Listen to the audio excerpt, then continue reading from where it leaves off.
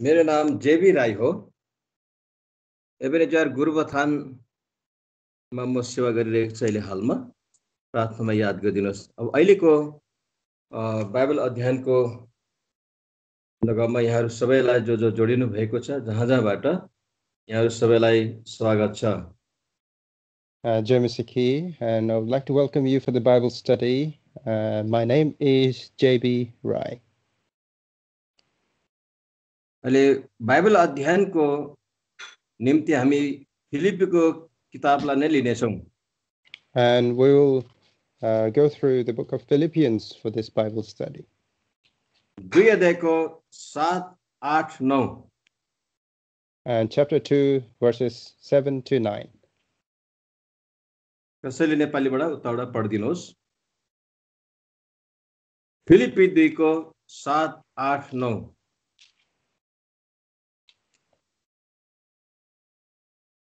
पढिदिनुहोस्। तर आफैलाई रित्तो पार्नुभयो र दासको रूप धारण गरेर मानिसहरूको समान्तमा हुनुभयो अनि मानिस जस्ता रूपमा प्रकट भएर उहाँले आफूलाई नम्र तुलाउनु भयो र मृत्युसम्म क्रुसको मृत्युसम्म आज्ञाकारी हुनुभयो।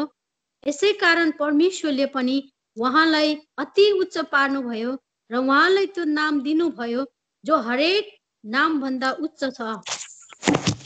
प्रभुले आफ्नो वचन पढाइमा आशिष दिउन्। May the Lord bless the word that we read. हामी प्रार्थना गर्नेछौँ। Shall we pray? हाम्रा प्रेमी स्वर्गीय पिता, हामी तपाईलाई धन्यवाद दिन्छौँ फिलिपीको पत्र 2 अध्यायको 7, 8 अनि 9 पदहरूको लागि। यी तीनहरू पदलाई आधारित गरिकन आज जे कुरा तपाईले हाम्रो बीचमा तपाईले आफ्नो विचारहरू प्रकट गर्नुहुन्छ, पवित्र आत्माद्वारा तपाईले प्रकट गर्नुहोस्। मानिसको हैन, केवल परमेश्वरको आवाज हामी सुन्न सकौं र हामी आशीषित बन्न सकौं। प्रभुजी, मेरो शून्यतालाई म स्वीकार गर्छु। प्रभु येशूको नयाँ करारको पवित्र रगतको छिड्काउमा नि म आफूलाई ल्याउँदछु। हे पिता, तपाईले आफ्नो आत्माका द्वारा अगुवाई गर्नुहोस्। प्रार्थना धन्यवाद सहित प्रभु येशूको धन्यको नाममा चढाउँछौँ। सुनि ग्रहण गर्नुहोस्। आमेन। आमेन। अब यो तीनवटा पदहरू हामीले लिएका छौं अहिले। And so we've taken these 3 verses now. फिलिपीको किताब 2 को 7, 8, 9 Philippians chapter 2 verses 7, 8 and 9. क्रमसँगले यी पदहरूलाई हामीले हेर्दा हुँदै, And if we are to serially look at this, एक पदमा एक-एकवटा शब्दलाई हामी यहाँदेखि झिक्छौं, निकाल्छौं। and we will take a word from each of these verses. अथवा एक-एकवटा शब्दलाई हामी चुन्ने छौं। And we'll select one of the words from these verses. 7 पदमा दास भन्ने शब्दलाई लिने छौं। And we'll pick a word servant from verse 7. 8 पददेखि हामी नम्रता अथवा दीनतालाई लिने छौं। And from verse 8 we'll pick the word humbleness. अनि 9 पददेखि हामी एउटा शब्द लिने छौं, जो शब्द चाहिँ उच्च पारिएको। And from verse 9 we'll pick this word which mentions being exalted. अथवा उच्चताको विषयमा लेखिएको छ। And it mentions about being exalted. अहिलेको बाइबल स्टडी अथवा बाइबल अध्ययनमा यी तीनवटा कुरामा आधारित छ अहिलेको बाइबल अध्ययन। And so this Bible study will be around these words that we looked at. Das, Servant, Namrata, humbleness, उच्चता। and exalted. आजको यो अध्ययन चाहिँ यो तीनवटा शब्दमा आधारित छ। So our Bible study will be focused on these 3 words. प्रभु येशू चाहिँ हाम्रो निम्ति उदाहरण हुनुहुन्छ। And our Lord Jesus Christ is our example. उहाँ कसरी आफैलाई रित्तो पार्नुभयो, and how he emptied himself. अनि उनले दासको रूप धारण गर्नुभयो, and how he took the image, the form of servant. अनि मानिसको रूपमा आउनु भएर आफूलाई नम्र तुल्याउनु भयो. And he came in the fashion of a man and humbled himself. त्यसो भएको हुनाले त्यसको परिणाम निस्कियो. And so the result of that was परमेश्वरले उहाँलाई अति नै उच्च पार्नु भयो. that God exalted him very high. अब प्रभु यीशु मसीह चाहिँ हाम्रो निम्ति परमेश्वर वचन अनुसार मूल नमुना हुनुहुन्छ. And so according to the word, we understand that the Lord Jesus Christ is our true example. प्रेरित पत्रसले भन्नुहुन्छ, And the Acts of Apostle, it says, and the Apostle Peter says कि ख्रिस्टले हाम्रो निम्ति दुःख भोग्नु भयो that Christ suffered for us, अनि हाम्रो निम्ति उदाहरण बन्नु भयो. and he became our example, उदाहरण छोडिराख्नु भयो and he left examples for us, ताकि हामीले उहाँको पाइलालाई टेकौं भनेर. so that we follow his footsteps. यस प्रकारको विचार उहाँले गर्नुभयो. And so he had these thoughts. प्रभु यीशुको दासपना, नम्रता अनि उच्चतालाई जब हामी हेर्छौं, So when we look at the servantship, humbleness, and exalting of the Lord Jesus Christ, र सारा संसारभरि भएका प्रभुका जनहरूले उहाँको पाइलालाई टेक्नु पर्ने भन्ने कुरा नै सिद्ध हुन्छ. and it comes into perfection that all the believers and the saints had follow the footsteps of the Lord Jesus Christ. मर्कुसको किताबमा छ, And in the book of Mark, 10 अध्यायमा हामी देख्छौं, on chapter 10, we can see चेलाहरूको बीचमा अनुचित कुरा जुन कुरो हुनु हुँदैन थियो त्यस्ता कुराहरू निस्क्यो. and these things came about in the midst of the disciples, which should not have happened. कतिले विचार गर्न थाले, Hazur, sorry, मैले बुझेन. कतिले उच्च विचार गर्न थाले, And some started to think lofty thoughts, कतिले प्रथम हुन चाहे, and some wanted to become first, अनि कतिले भने स्वर्ग राज्यमा सबभन्दा ठुलो को हो भनिकन प्रश्न पनि गरे. and some even questioned, saying, who would be the greatest in the kingdom of heaven? तर मर्कुस 10 को 44 मा यस्तो लेखिएको छ, But it is written in Mark chapter 10, verse 44, जो कोही तिमीहरूको बीचमा मुख्य हुन चाहन्छ भने ऊ सबैको दास बनोस्. and whosoever of you will be the chiefest shall be servant of all. पवित्र शास्त्र बाइबलमा दास दास दास भनेर यो शब्द धेरैचोटि नै दोहोरिएको छ. And in the Holy Scripture Bible, the servant has been mentioned many times. Namrata पनि धेरैचोटि दोहोरिएको छ. And humbleness is also repeated many times. अनि उच्च पारिएको कुरो पनि धेरै ठाउँ नै लेखिएको छ. And being exalted is also mentioned many times. अब यो तीनवटा अनुभवमा गएर प्रभु यीशु स्वर्गमा अति नै उच्च पारिनु भएको प्रभु हुनुहुन्छ. And going through the experience of all these three things, the Lord has been exalted higher in heaven. प्रभु यीशु स्वर्गमा सर्वोच्च स्थान उहाँले ओगटिसक्नु भएको छ. And the Lord Jesus Christ was given the highest position in the heaven. सबै प्रधानता, अधिकार, सामर्थ, दूतगण उनकै अधीन गरिएको छ. And all the heavenly kingdom is under him. तर यस संसारमा हुँदा हुँदै But whilst he was in the earth, उहाँले कहिले पनि उच्च विचार गर्नु भएन. he never had these high and lofty thoughts. मर्कुसको किताबमा उहाँले गर्नुभएको सेवाको विषयमा बढी जोड दिएको छ. And in the book of Mark, it stresses a lot of things about his service on this earth. दासको रूप धारण गर्ने उहाँले सेवा गर्नुभयो. That he took the form of servant and served. सेवा गरी माग्नु भएन, तर सेवा टहल गर्नको निम्ति आउनु भयो. He did not ask to be served, but he came to serve others. प्रभु यीशुको दास अथवा अर्को शब्द भन्नुपर्दा कमाराको रूप उहाँले धारण गर्नुभयो. And he came as a servant in the form of that. कमाराको कुनै प्रकारले वंशावली लिखित रूपमा हुँदैन. And the generations of slaves are not recorded at all. राज परिवारको सन्तानको वंशका उल्लेख गरिएको हुन्छ. And the generations of royalties, they are written. सन्तानको हुन्छ. Sorry, I disturbed my uncle. Sorry, फेरि भन्नु होला त. पुजारीको पनि वंशावली बाइबलमा उल्लेख गरिएको छ. And the generations of the priests are also mentioned in the Bible. तर एउटा कमारको अथवा एउटा दासको चाहिँ वंशावली हुँदै हुँदैन. But the generations of the descendants of slaves, they are not written at all. त्यस कारणले गर्दा मर्कुसको किताबमा प्रभुको वंशावली उल्लेख गरिएको छैन.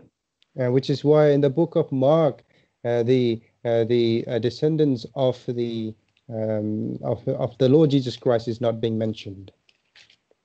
किनभने प्रभु यीशु मसीह यस संसारमा हुँदा दासभन्दा बढीमा हुनुहुन्न थियो. उहाँले आफ्नो दास रूप धारण गरेर हाम्रो निम्ति उदाहरण बन्नुभयो. And because the Lord Jesus Christ, whilst he was in this earth, he was in the form of servant, and he became our example. हामीले सुरुमै प्रभु यीशुको विषयमा कुरा गर्दैछौँ अहिले. And so in early stage we're talking about the Lord Jesus Christ. तपाईहरुले नै सुन्नेहरुले मत्ती 11:29 पद पढिदिनुहोस्. And those who are listening, can you read Matthew chapter 11 verse 29? 11:29 29.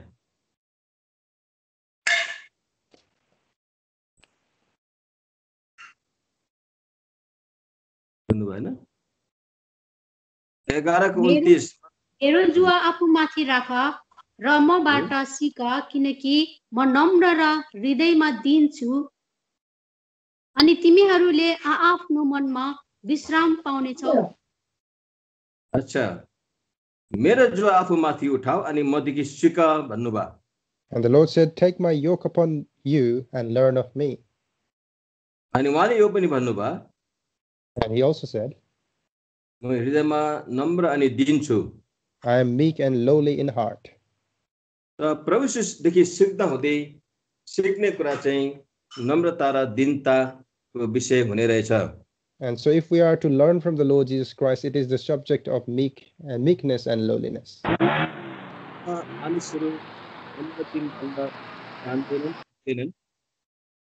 Sorry, uncle. Yeah, disturb आएगी. फेरि भन्नु होला. मानिसहरु नम्र बन्न जान्दैनन्. Many people, they do not know how to humble themselves. नम्र बन्न उहाँहरूले सक्दैनन् पनि. And they are not able to do so themselves. त्यसो भएकोले उनीहरूले आफैलाई एउटा कमारा भनिकन आफ्नो परिचय पनि दिन चाहदैन. And which is why they do not even want to introduce themselves as a slave. तर प्रभुले आफैलाई शून्य पारेर दासको रूप धारण गर्नुभयो. But the Lord Jesus Christ brought himself down to nothing and took the image of servant. पुराणमा मोसा प्रभुको दास पनि आफ्नो पुस्तामा पृथ्वीभरि सबभन्दा नम्र व्यक्ति थिए भनेर लेखिएको छ. And in the Bible, in the Old Testament, we can find that Moses was found among everyone in his generation to be the most humble. परमेश्वरको भक्तजनहरू पुरानो नियम होस् नयाँ नियम होस्, जतिहरू आत्मिक उच्चतामा बढे उनीहरूले तलबाट नम्रता दीनताबाट उनीहरूले सिके. उनीहरू अधीनतामा आइकन एकदमै अनुशासित बने. And all the servants of God throughout the Bible, from Old Testament, New Testament, we can find they came into they lowered themselves and became obedient. दास भन्ने शब्द उत्पत्तिदेखि लिएर प्रकाशित वाक्यसम्म नै लेखिएको छ. And the word servant has been mentioned, the slave has been mentioned from Genesis up unto the Revelation. अब जसरी प्रभु यीशु मसीहले दासको रूप धारण गर्नुभयो, आफूलाई दीन नम्र तुल्याउनु भयो अनि अति नै उच्च पारिनु भयो, त्यही नमुनालाई लिएर त्यही कुरालाई अनुसरण गरेर आत्मिक उच्चतामा पुगेका मानिसहरूको उदाहरण दुईटा उदाहरण दिन्छु। And I would like to give two examples of the servants of the Lord who followed the footsteps of the Lord Jesus Christ. बुझ्नु सजिलै पर्छ। And it is easy to understand. सबभन्दा पहिला हामी दाउदलाई लिन्छौँ And first we will look at David. अनि दोस्रो चाहिँ उनकै पुत्र सुलेमानलाई लिन्छौँ। And secondly, we will look at his own son, Solomon. अनि उनीहरू दुवैजनाले त्यसरी घरिघरि आफैलाई दास भनिकन भन्न उनीहरू लजाउँदैन।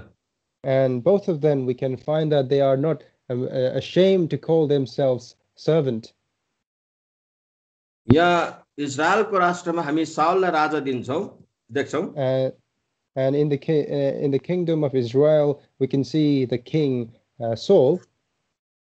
साउल राजा अभिषेक त भए तापनि पछिबाट उनले परमेश्वरको आज्ञालाई सम्पूर्ण प्रकारले पालन गर्न सकेनन्। And although Saul was anointed to be king, he could not follow the ordinances and commandments of the Lord fully. परमेश्वरको चाहना अनुसार यहुदाको गोत्रदेखि कुलदेखि राजा बनाउनु थियो, तर साउल राजा चाहिँ यहुदाको कुलबाट नभएर बेन्जामिन कुलका थिए। And the plan was for the Lord to have a king from the tribe of Judah, but Saul was from the tribe of Benjamin. अब यहाँ हामी के देख्छौँ? And what we can find here is Saul राजाको अधीनतामा दाउद राजा इमानदारी भएर दाउदले पुरा उनले एउटा दासको एउटा कमाराको रूप लिइकन उनले आफैलाई नम्र तुल्याउँछ। And David is humbling himself to the image of servant who were under the command of King Saul. Saul राजाको राजत्व कालभरि एकदमै सङ्घर्ष भयो। शत्रुले पटक युद्ध गरे, तर इजरायल देशमा वीर पुरुषहरू भए तापनि शत्रु फलिस्तीहरूसँग सामना गर्न उनीहरूलाई गाह्रो परेको थियो। And during the reign of King Saul, even though there were many warriors within Israelites, they had difficulty to defeat and fight against their enemies, Philistines. किनकि इजरायलको राजा साउल नै देशको लिडर नै परमेश्वरको दृष्टिमा ठिक नभएको हुनाले शत्रुले चुनौती दिइरहेको अवस्था थियो। And because King Saul, being the leader of Israel himself, he himself was not according to the leading of the Lord, and we find that the Israel was being challenged by Philistines. गोलियतले घरिघरि चुनौती दिँदा इजरायली वीर पुरुषहरू डराए, भयभीत भए। And we find that when Goliath challenged Israelites, that the warriors of Israel, they were in much fear. त्यति बेला त्यस्तो विकट अवस्थामा, संकटपूर्ण अवस्थामा, पीडादायक अवस्थामा दाउदले आफूलाई एउटा वीर पुरुषको रूपमा आफूलाई उपलब्ध पारेका थिए। And in that time of persecution and suffering, we find that David rose up to become the warrior for God. त्यति बेला सबै डराएको अवस्थामा, निरुत्साहित भएको अवस्थामा दाउदले साउलका गएर आफूलाई प्रकट गर्छ अनि भन्छ, त्यस फलिस्तीसँग गएर म लड्ने छु। And during the time of fear, we find that David presents himself to King Saul and says, I will fight this Philistine. यसमा अलिकति समय लाग्दैछ, माफ गर्नुहोस्। And this is taking some time, please forgive me. कृपया पहिलो सामुएल 17 अध्याय निकाल्नुहोस्, 32, 33, 34, 36 सम्म यी कुरा अहिले मैले भन्दै गरेको कुरा छ। And please turn to 1 Samuel chapter 17 verses 32 onwards. To 36. 32 to 36. यी पदहरूमा अहिले समय बचाउनको निम्ति पढि नबसौं। 32 पदमा भन्छ, दाउदले साउललाई भने, तपाईको दास गएर त्यस फलिस्तीसँग लड्ने छ। And in verse 32, we can find that David speaking to Saul saying, I will go fight this Philistine. अनि 34 पदमा भन्छ साउल राजाका दाउदले आफैलाई त्यहाँ हाजिर भइकन 34 पद हेर्नु दासले आफ्नो पिताको भेडा गाल हेरचाह गर्थे And on verse 34, we can find that here that David was the servant who was looking after his father's flock. अनि त्यति बेला 36 पद भन्छ तपाईको दासले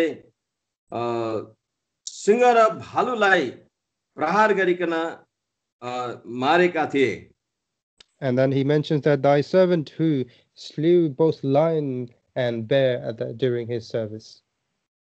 त्यसो भने यस परिस्थिति खतनारहित परिस्थितिलाई त्यस्तै ती बाघ भालुलाई जस्तै गरिनेछ मारिनेछ भनिकन उनले यो निश्चयताको साथमा भने. And with full confidence he says that this uncircumcised Philistine shall also be as one of them. त यहाँ 32 देखि 36 पदमा हेरे भने यहाँ घरिघरि साउल राजाका अगाडि दाउदले आफैलाई तपाईको दास भनिकन उनले आफैलाई दासको रूपमा प्रस्तुत गरिरहेको अवस्था छ. And so when we read from verse 32 to 36, we find that David referring to himself as your servant, your servant, your servant. त्यसपछि हामी यहाँ देख्छौं गोलियतसँग उनले सामना गरे. And then we find that later on he faces Goliath. गोलियतले चुनौती Sorry, yes, disturbance. गोलियतले चुनौती दिइसकेको अवस्था छ. हेलो सुन्नु छोड्नु भयो क्या? हजुर सुनेको छ. गोलियतले इजरायलीहरूलाई चुनौती दिइसकेको अवस्था थियो. And the time was that when Goliath had already challenged Israelites. अनि गोलियतलाई पनि दाउदले त्यस्तै प्रकारले चुनौती दिए. And so Goliath does the same challenge to David. गोलियतलाई दाउदले भुइँतिरको एउटा सानो ढुङ्गाले खत्तम पारे. And David was able to destroy Goliath with a small stone. गोलियतको निधारमै प्रहार गरे ढुङ्गाले. And he slung the stone at the forehead of Goliath. चारैपट्टि इजरायल देशमा खबर सनसनीपूर्ण फैलियो. And this news spread throughout the kingdom of Israel. अनि त्यति बेला जब राजाले सुने साउल राजाले. And so when King Saul heard of this, सेनापति अब्नेर राजाले सोध्छ. And the minister Abner, he asked this question. त्यो ठिटो को हो? कसको छोरो हो? And who is this young man? Whose son is he? अनि सेनापति अब्नेरले पनि बताउन सक्दैन, चिन्न सक्दैन. And even Abner, he's not able to recognize him. त्यस्तो संकटकालीन अवस्थामा हार खाने अवस्थामा शत्रु गोलियतलाई ढाल्दा पनि हाम्रो राष्ट्रमा मेरो राष्ट्रमा दाउद जस्तो वीर पुरुष रहेछ भनेर उनीहरूले थाहै पाएन. And they did not even recognize who this person was, even though in the time of this crisis. त्यस कारणले गर्दा कसको छोरो हो भनिकन सोधपुछ भइराखेको छ. And so the question is, whose son is this person? अनि अन्तमा 58 पदमा हेर्नुहोस् दाउदलाई साउल राजा कहाँ पुर्याइन्छ. And so on verse 58, if we see that David is taken to Saul. अनि साउलले दाउदलाई सोध्छ. And Saul asks David, हे जवान मान्छे तिमी कसका छोरा हौ? Whose son art thou, thou young man? यतिलाई दाउदले कस्तो उत्तर दिन्छ? And David answers him, म तपाईको दास बेथलेहमवासी इसैको छोरा हुँ भनिकन उत्तर दिनुहुन्छ. And he answers, I am the son of thy servant Jesse the Bethlehemite. अब हेर्नुहोस् दाउदले आफ्नो पिता यस्सीलाई पनि तपाईकै दास भनेर राजालाई भनिरहेको छ. And see, we can find that David is addressing his own father as the servant of the king. राजाको अगाडि दाउदले आफैलाई दासको रूपमा घरिघरि घरिघरि प्रस्तुत गरिरहेको कुराभित्र धेरै यस्ता आत्मिक कुरा लुकेको छ। And there are many spiritual meanings hidden behind David presenting himself as the servant of this king. पछि गएर दाउदको सफलता र वीरताले गर्दा साउल राजाले दाउदलाई डहा गर्न सुरु गर्छ। And later on we find that because of the success David was having, that Saul was having jealousy against David. Daud आत्मिक छ, साउल शारीरिक। And David is spiritual, but Saul is of the flesh. इजरायलको राज्यमा त्यस्तो अवस्था हुनु चाहिँ दुर्भाग्यपूर्ण कुरा हो। And it was of misfortune to have this in the kingdom of Israel.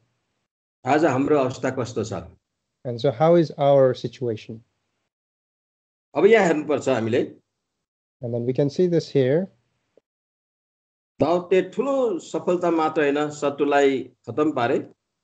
And not only the success, but he destroyed the enemy. पहिलो सामुएलमा घरिघरि साउल राजा देखा पर्छ। And on 1 Samuel many times Saul can be seen. तर दोस्रो सामुएलमा चाहिँ घरिघरि दाउद देखा परेको छ। But on 2 Samuel, in many occasions, we find David has been mentioned. किनकि पहिलो सामुएल आखिरी अध्यायमा साउलको दुर्भाग्यपूर्ण अवस्थामा उनको मृत्यु हुन्छ अनि दोस्रो सामुएलको सुरुदेखि नै दाउद चाहिँ हेब्रोनमा राजा अभिषेक्त हुन्छ। And towards the end of 1 Samuel, we can find that Saul dies, and then in Hebron, on 2 Samuel, we find that David was anointed as a king. कहाँ दास कहाँ राजा? And where the servant is, and then where this level of king is. किनकि दाउदले आफैलाई राजाको अगाडि अनुशासित पारेर दास भएर नम्रता दीनताका साथमा आफैलाई हुच्याउँदै हुँदै जब समय आयो दाउद इजरायलको राजाको रूपमा अभिषेक्त हुन्छ, इजरायलको देशको राष्ट्रको शिरोमणि बन्न पुग्छ।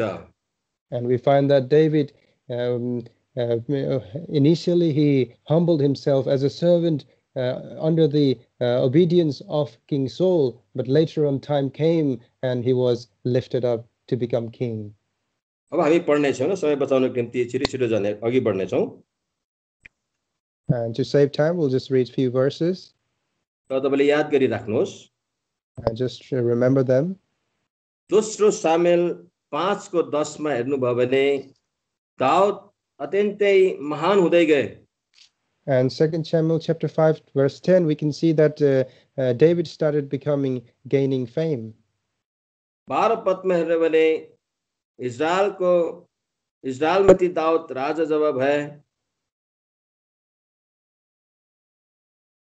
Hello? And in verse 10 we can find that when David became king, 12 पदमा छ दाउदले इजरायलमाथि जब परमेश्वर उनलाई स्थापित गरेको जब उनले थाहा पाए। And when David perceived that he was made king over Israel, तब उनले इजरायलको मानिसहरूको निम्ति उहाँले आफ्नो राज्यलाई उच्च पारे। that we find that he exalted his kingdom for his people, for Israel's sake. अब उच्च पारेको राज्यमा उच्च राजाको रूपमा